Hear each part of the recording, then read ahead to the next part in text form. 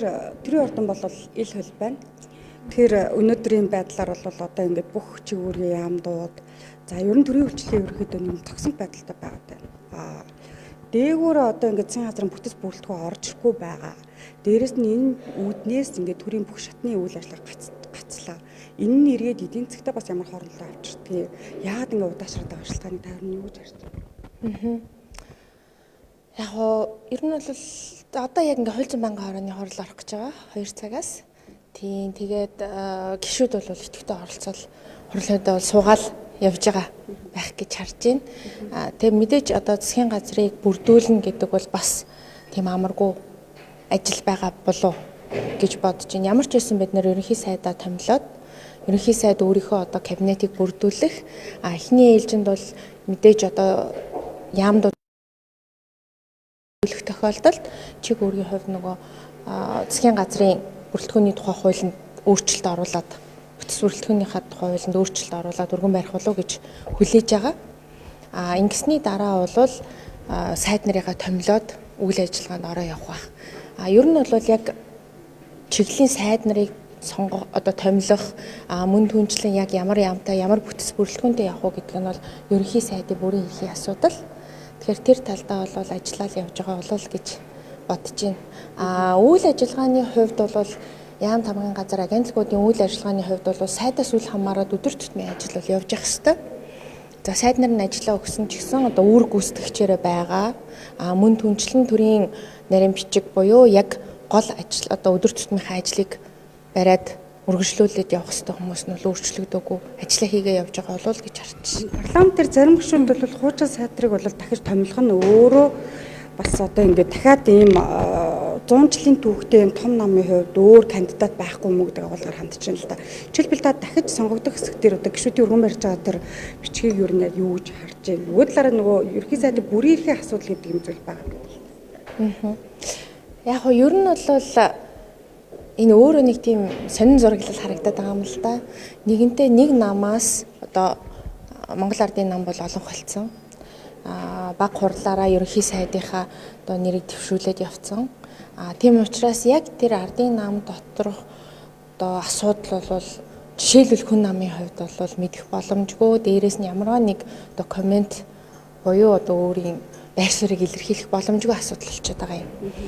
За сайд нарын хувьд бол хэрвээ ерөнхий сайдын хувьд цаашдаа яг энэ яамны үйл ажиллагааг доктортой аваад явах тал дээрээ энэ сайд дахин томилогдох нь бол асуудалгүй юм а гэж үзээд кабинетаа бүрдүүлж байгаа тохиолдолд тэнээр бол айхтар одоо эсэргүүцээд байх ч юм уу тийм байр суурь бол алга. Нөгөө талаасаа жишээлбэл юу гэдгийг ерөнхий сайд оюун эрдэнэ одоо огцорлоо гэд одоо бүх сайдууд нь солигдох ёстой ч гэдэг юм уу тийм ээ тэр засаг тэр чигээр хэдийгээр огцорсон ч гэсэн буцаага тэр сайд нарыг томилох эрх нь бол шин томилогдсон ерөнхий сайдад хадгалагдаж л байгаа бүрийн эрх байхгүй юу. Тийм тэгэхээр яг хөө мэдээж ардын намын гишүүдийн зүгээс одоо намынхаа удирдах зөвлөлд алтан шаардлага хүргүүлсэн гэж ойлгосон. Тэр талаасаа бол гишүүдийн бүрийн эрхийнх нь асуудал гэж бодож байгаа. Өөрөөр хэлбэл намын гишүүний хувьд намынхаа удирдах зөвлөлд нэгэнт намаас нэр дэвшүүлсэн ерөнхий сайдад ийм байдлаар шаардлага хүргүүлэхэд бол тэр шаардлагыг хүлээн зөвшөөрөх үү одоо өөрийнхөө сайд нарын томилгоон дээр одоо тодорхой хэмжээнд авч үзэх үгүй юу гэдэг нь бол харин ерөнхий сайдын өөрийнх нь одоо үндсэн хуулиар олгогдсон бүрийн эрхийн асуудал л гэж харж байна. За X ерөнхийлөгч оюун эрдэнэ гэдэг хүн за X ерөнхий сайд оюун эрдэнэ гэдэг хүн Times цэгмэнд ярьцлага өгсөн. Хэд хэдэн ноцтой асуудал харагдаж байна. За тухайлх юм бол одоо хайдварчин бодлого хэрэгжүүлчлээч гэдэг юм. Огцорсон шалтгааныг өгдөг тиймэрхүү байдлаар тайлбарлаа. Та бол одоо их хурлын гишүүн мэдээлэлтэй байгаа.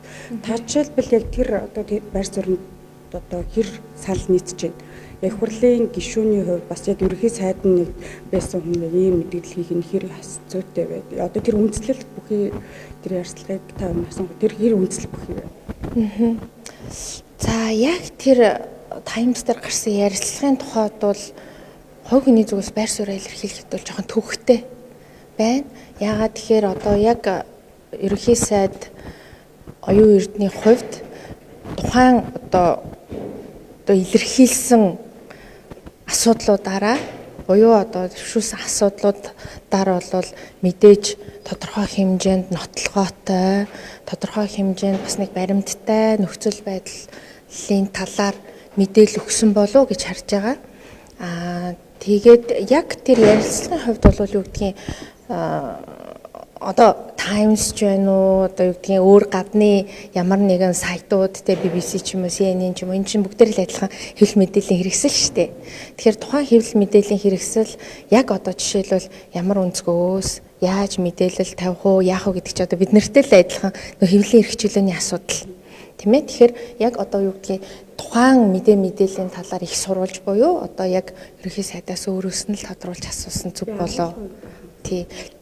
Ахуулгын хувьд бол за яг тэр хүнийг одоо жишээлбэл яг ямар учраас тиймэрхүү байдлаар одоо гадны хэвлэл мэдээллийн хэрэгслээр тийм байр суурь илэрхийлсэнийг бол би сайн хэлж мэдэхгүй л байна л да.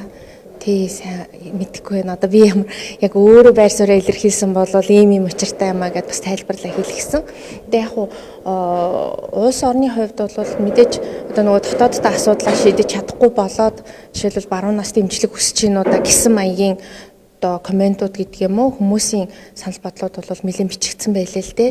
Тэгэхээр тэр талаасаа бас асуудал үүссэн байна уу? Үнэхээр тэр хувь хүнийхээ хувьд тийм айхтар дарамт чахалт авсан уугүй юу гэдгийг бол тэгээ цаг хугацаар харуулах болоо да. Мэдээлэлсэн баярлалаа.